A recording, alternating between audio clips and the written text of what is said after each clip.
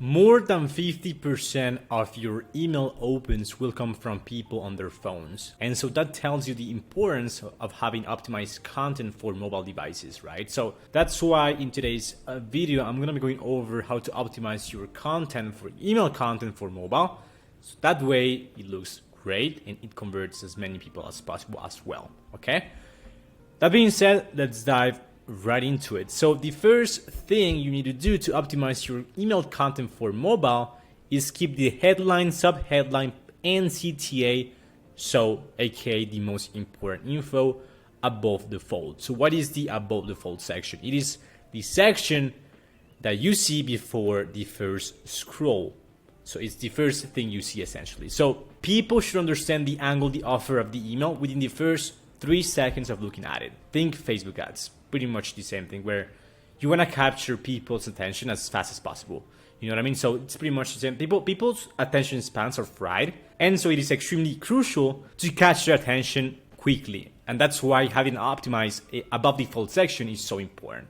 So these are some examples from other brands that pretty much have all the core info above default. So Dipology, a skincare brand, we have the offer, straightforward, clear, and then the first CTA right here as well. Same thing here, and then same thing with the Magic Spoon brand as well. Pretty much the core offer, some accompanying body copy right here, and then the first CTA as well. Everything happens above default. So these are screenshots I took from my mobile, and as you can see, I didn't scroll.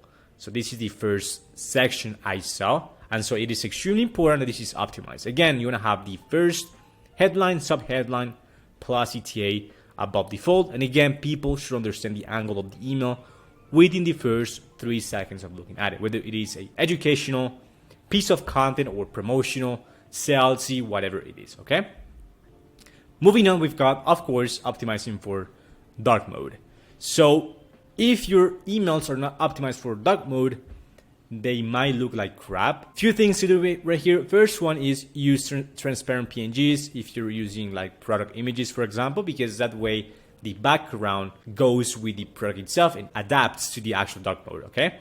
Second one is adding a white outline glow if your logo is black, or if it is of a darker color. For example, here we see that in dark mode, we see a kind of a outline glow right here, a white outline glow right here, which is really important, again, to see the actual logo. Otherwise, it's not going to be visible, okay?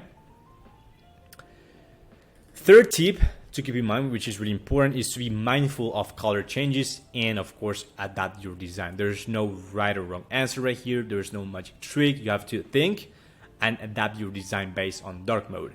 So white becomes black, black becomes white, essentially. And really important, and this is probably the most important thing, is please test your emails on your phone. So send those to your phone before actually sending them to your entire email audience. That way you will actually see if it is looking great, essentially. You never know, okay? Two other bonuses, extra tips, if you will, if you don't want to deal with dark mode. First one is using image-based emails only. Of course, they will not convert to dark mode or anything like that. Just they always look great. So image or graphic-based emails, so no text, no HTML whatsoever. Or on the other hand, we've got text-based email where it's just pure text, and it's always going to look visible, right? It's pretty straightforward. Two options: image-based or text-based if you don't want to deal with dark mode, okay? Moving on, we've got the third tip, which is basically keeping the subject line plus preview text short. So keep them less than 35 characters, shorter if possible, concise, compelling, clickbaity if possible as well. Use odd numbers, say a bold statement, ask a jarring question or intriguing question as well to make your subject lines pop up and make sure people open your emails, right? So we've got some examples right here. As you can see, these are pretty straightforward. And for example, this one right here for Prepare a Hero, it gets cut off. Same thing with this one right here and Simple Modern, and this one right here. You don't want that, of course. You want your subject line to be visible without getting cut off, like for example this one right here, or this one, or like Seed Healthy Travel. So as you can see, it's pretty simple, right? Very short and concise, compelling. And then Olipop, something for daddy, a cap you know, like very straightforward, very short and concise, right? Fourth, use a single column layout, no more than 2 columns, otherwise too many elements cramped together. Again, make sure your design, whether it is image-based or not, has only 1 column, 2 tops. That way it is more organized, and on mobile it looks way better. Okay, fifth is obviously use larger fonts, especially if the email is actually graphic based. Sometimes if your email is only images, for example, or if you have text on your graphics, make sure they're big enough or larger enough, because they will not get converted up automatically, of course, to mobile, right? So let's say, for example, in this case, we've got 2 examples where we can clearly on my mobile, I could clearly read this right here. So it was pretty clear because this is larger enough on the actual graphic itself. Here, on the other hand, same thing. These were 2 like graphic-based emails, but I just couldn't read these right here. It was impossible on my phone. Too small. Same thing right here. Very hard to read. Too small as well. So again, if you're using graphic-based or image-based emails, make sure the text overlays are larger enough, okay? Really, really important. And finally, use tons of white space. You don't need to cram everything together, because by using white space, it's gonna be easier to navigate and is more aesthetically pleasing, which is extremely important. Again, your emails are probably the first impression people get from a brand, so you wanna make sure this is optimized and it just looks great, okay?